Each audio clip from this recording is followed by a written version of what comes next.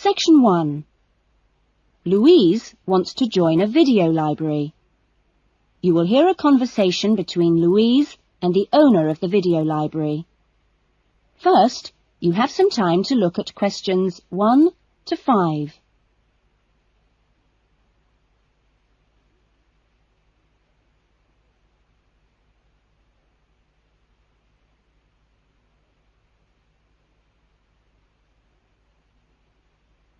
You will see that there is an example that has been done for you. On this occasion only, the conversation relating to this will be played first. Oh, hello. I'd like to join the video library. OK, would you like to fill in the application form now? Yes, I can do it now. Hold on and I'll get a form. Now, I'll just ask you a few questions and then I'll get you to sign at the bottom. Right. What's your full name? Louise Cynthia Jones. Jones. Yes, that's right. Louise's surname is Jones, so Jones has been written on the form. Now we shall begin. You should answer the questions as you listen, because you will not hear the recording a second time. Listen carefully to the conversation and answer questions 1 to 5. Oh, hello. I'd like to join the video library. OK, would you like to fill in the application form now? Yes, I can do it now. Hold on and I'll get a form. Now, I'll just ask you a few questions and then I'll get you to sign at the bottom. Right. What's your full name? Louise Cynthia Jones. Jones. Yes, that's right. OK. And what's your address? Apartment 1, 72 Black Street, Highbridge. Black Street. That's just round the corner, isn't it? Yes. OK, so the postcode is 2085, right? Yes, 2085.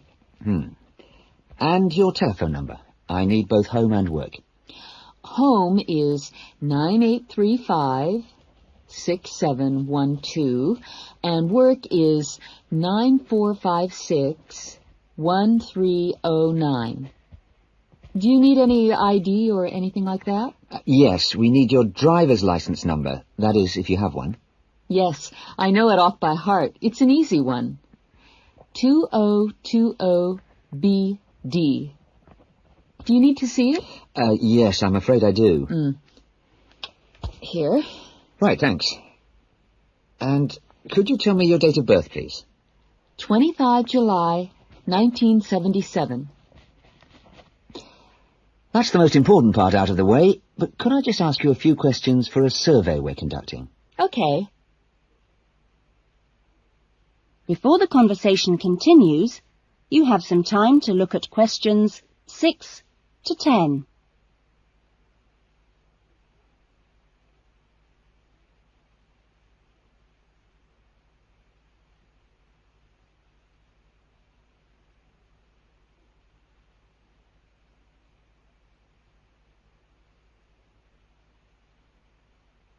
Now listen carefully and answer questions 6 to 10. What kind of videos do you prefer to watch? Have a look at this list. Well, I love anything that makes me laugh. I just love to hear jokes and funny punchlines. I'm not very keen on westerns, although my father likes them. But I'm a real softie, so anything with a bit of a love story is good for me. It doesn't matter how old. Not musicals, though. They're too much. Anything else? I'm completely taken by documentaries of the great outdoors. You know the sort. Animals, plants, and faraway places. I saw a wonderful one on dolphins last week. It was amazing. Now, I think that's all from me, except I need you to sign here on the line. Here's a pen. Oh, and I nearly forgot the membership fee. $25 refundable if you leave the library for any reason. There you are. And do I sign here? Yes, that's it. You can borrow videos now if you like, but your card won't be ready until next week. You can come and pick it up when you bring your first videos back. That is, if you want to take some now. Yes, I'd like to. I'll have a look around. Fine. That is the end of section 1. You will now have half a minute to check your answers.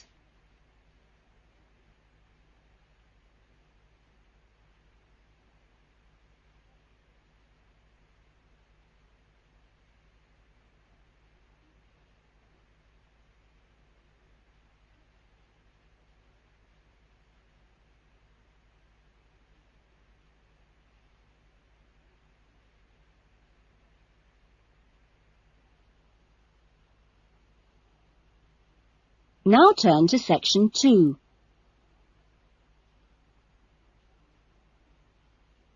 Section 2.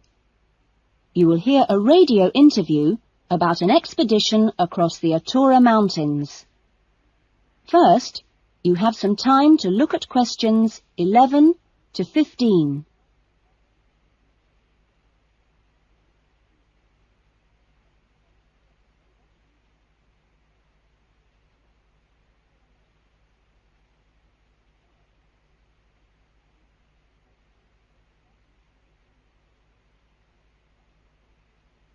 Now listen carefully to the interview and answer questions 11 to 15.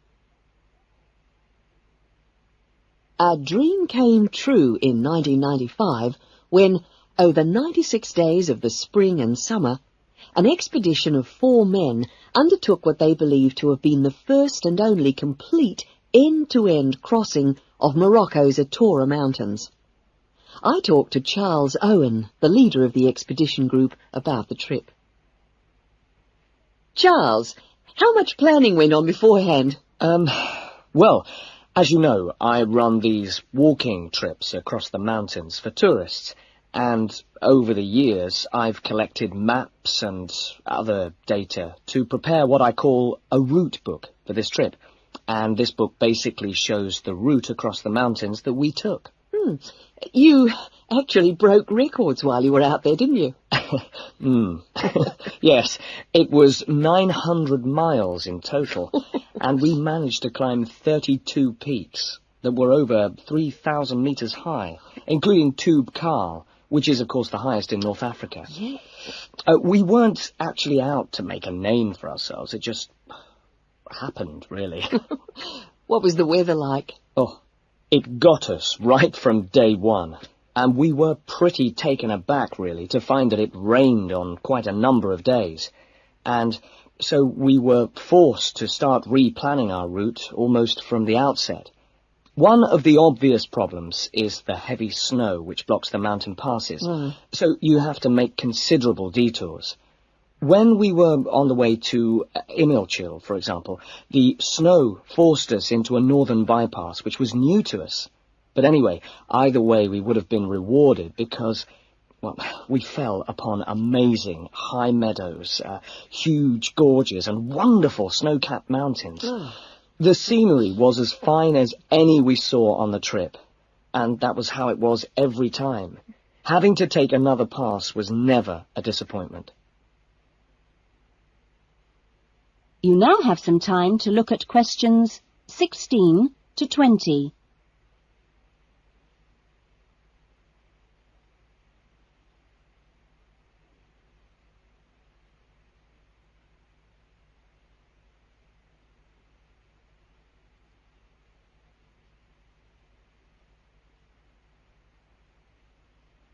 Now listen to the rest of the interview and answer questions 16 to 20. It was in many ways a social trip, wasn't it? Yes. We'd arranged to meet up with friends at various points on the journey. I mean, this was actually one of the purposes of the trip. And we managed to keep all these dates, which, well, it's amazing, really, considering the detours we made. An old friend acted as a sort of transport organizer for everyone, and the Hotel Ali in Marrakesh was a good social base. I'd really recommend it, although I can't remember who runs it. Anyway, groups of friends actually joined us for 3-week stints, and others just linked up with us. Some, whom we hadn't met before the trip at all, tagged on for short bursts, people from the area who just came along for the ride. But outside the major visitor areas like Tube Karl, we only met one other group of travellers like ourselves in the whole 96 days. Were there any bad moments? Well, we took 2, I must say, long-suffering donkeys with us to help transport water and tents and things. Yeah. I suppose if we were to do it all again, we'd probably hire donkeys along the way. Oh, right. Taza and Tamri, as we called them, after the last places in the trip, well, they made quite a unique journey between them. But it was continuously demanding for them. On both the really high summits, they took diversions that were quite out of character, and I can only assume that it must have been due to tiredness. Well, thank you. And Charles has put together a video about this journey and continues to lead groups to the Atora Mountains. So if you want further information... That is the end of section 2. You will now have half a minute to check your answers.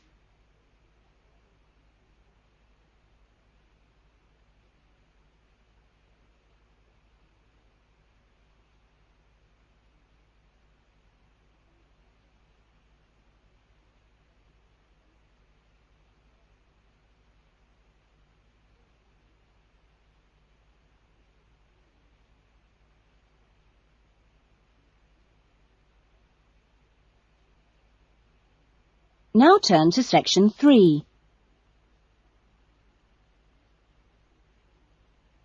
Section 3. You will hear 2 new students, Jane and Tim, talking about their university studies. First, you have some time to look at questions 21 to 25.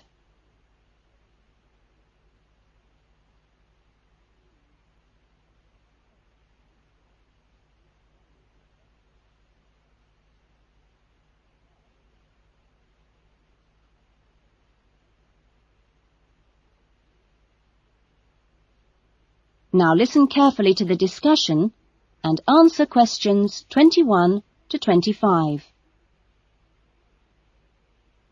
Hi, Tim. Jane. How are you? Fine. I've been wondering when I'd run into you. Have you been here long? I arrived yesterday, on Sunday. How about you? I got here a few days ago, on Saturday. No, wait a minute. What's today? Sorry, Friday, not Saturday. But we didn't have to be here till today. Yes, I know. But I wanted to get my things moved into my room and just take a look around. Mhm. So, did you decide to do English in the end? No, I changed my mind and opted for history instead. Ah. And you're doing biology, if I remember correctly. Yes, although to start with, I couldn't decide between that and geography. How much reading have you got? I was given an amazingly long list of books to read. See? Wow, it does look pretty long. Well, I counted 57. I could hardly believe it. What's your list like? Well, it's not as long as yours, but it's still pretty big. There are 43. I don't know how I'm going to get through them all. Well, you don't have to read them all this week. You just have to stay ahead of the lectures and seminars. Have you got your class schedule yet? Yep, it came with a reading list. When's your first lecture? Tuesday. How about you? The day after. It's my busiest day. I've got 2 lectures in the morning and 1 in the afternoon. Before the discussion continues, you have some time to look at questions 26 to 30.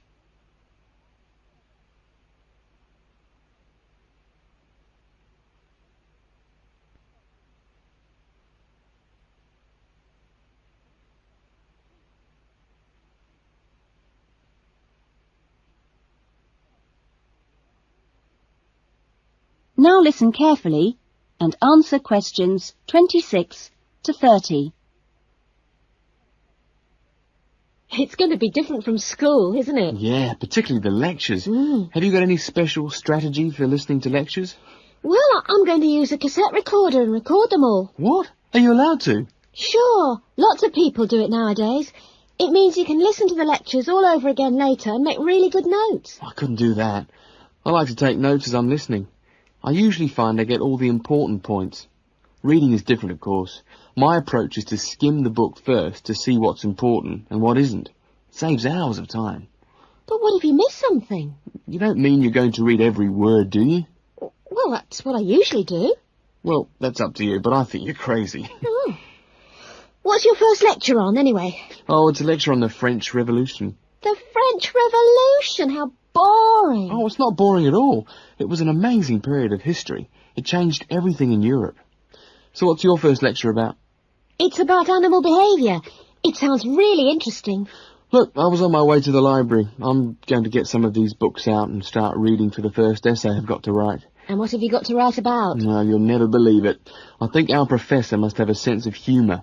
He's given us the title, Why Study History?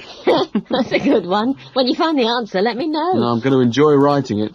Have you been given any writing assignments yet? Yes, I've got to write about animal language. That sounds a challenge. I suppose you'll be off to the zoo to do field research. That is the end of section 3. You will now have half a minute to check your answers.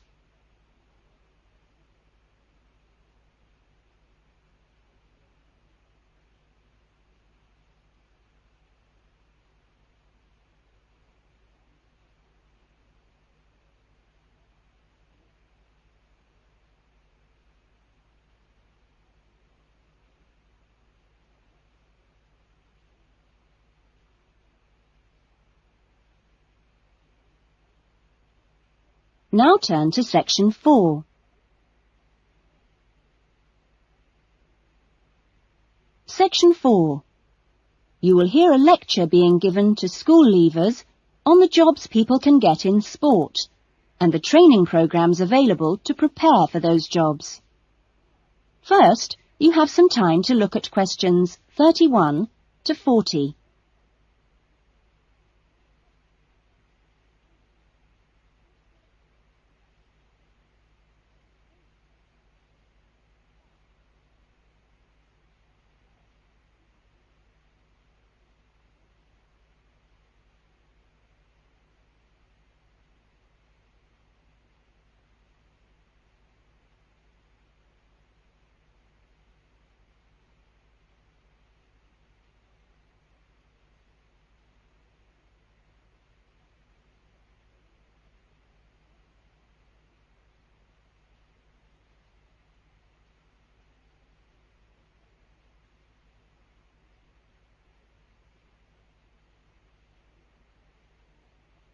Now listen carefully to the lecture and answer questions 31 to 40.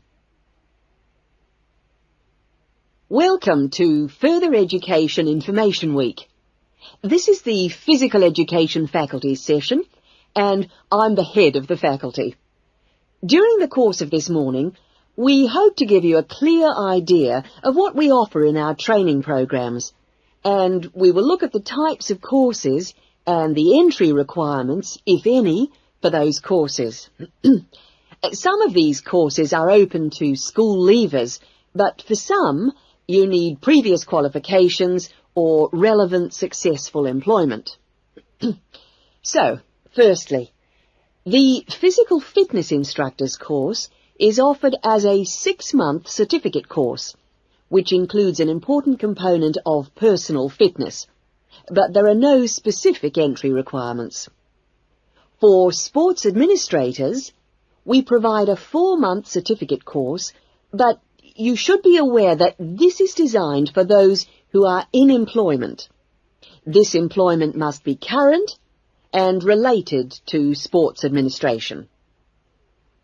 For the sports psychologist course, we offer a 1-year diploma course, but this diploma course is available only to those who already hold a degree in psychology.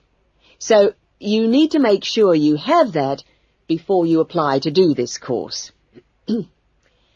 Now, for physical education teachers, we offer a 4-year degree in education. This degree course is designed for preparing students to teach in primary and secondary schools and needs no prior qualifications, as it is entered directly by school leavers. And lastly, for the Recreation Officers course, we offer a 6-month certificate. Entry to this course normally includes applicants of a wide range of ages and experiences, but we do not insist on any prerequisites for this course. Remember that this is a vocational training institute. We train you so that you can take up a particular kind of job. So it is important that you know the main roles of the jobs, what the work is like, and what kind of qualities you need to succeed at them. A physical fitness instructor works in health and fitness centres, preparing individual programs for ordinary members of the public. Physical fitness instructors prepare routines of exercises to suit the individual client's age and level of fitness. Sports administrators run clubs and sporting associations. Their duties include such things as booking playing fields with local councils and organising the schedule of games or events for the club. So they need good organisational skills. Sports psychologists spend time with professional athletes, helping them approach competition with a positive mental attitude to enable them to achieve their personal best. They do this by improving motivation and concentration, or assisting with stress management. Physical education, or PE teachers, instruct young students in how to exercise, play sport, and do other recreational activities correctly and safely. PE teachers help the development of coordination, balance, posture and flexibility, with things like simple catching and throwing skills. They are not expected to be experts in all sports, but must be able to show students the basic techniques involved in a wide range of activities. Recreation officers often find themselves working for local government authorities and local groups. Their aim is to raise people's awareness of healthy lifestyles and improve general fitness through arranging recreational activities for groups of all ages, from the very young to the elderly.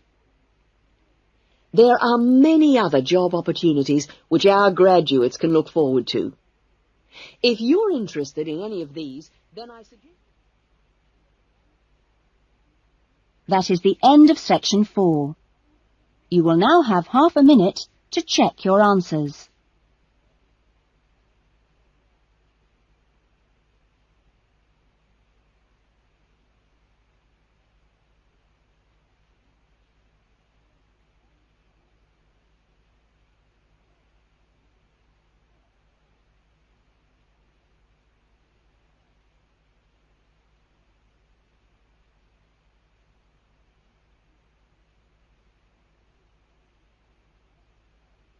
That is the end of the listening test. In the IELTS test, you would now have 10 minutes to